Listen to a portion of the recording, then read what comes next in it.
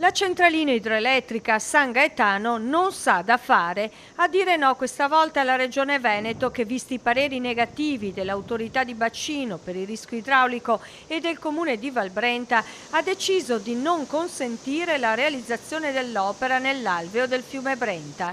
E così, anche se la buona notizia arriva in un giorno di pioggia, sulla vallata oggi splende il sole. Per noi è un no importante, è un no che parte da motivazioni valide, perché dobbiamo ricordare che qui vige un piano di assetto territoriale intercomunale che è un po' il condensato del sentire comune di questi cittadini, e tra queste norme vi è una norma che dice basta allo sfruttamento del fiume, perché il fiume è un valore ambientale, è un valore turistico, è un valore che aggiunge valore a questo territorio. Un no deciso, quello del comune di Valbrenta, espressione anche di un sentimento diffuso nella comunità che si è sempre schierata a protezione del fiume.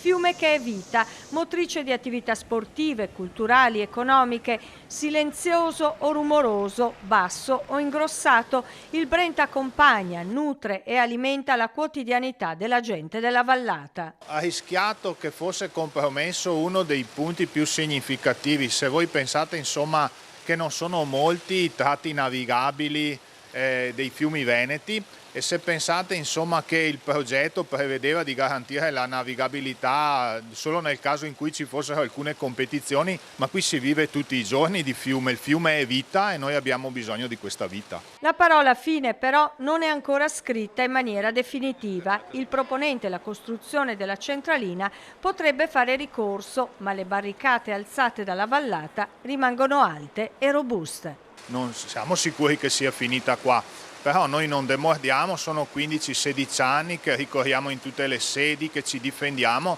e lo faremo ad oltranza perché questa è una battaglia di comunità.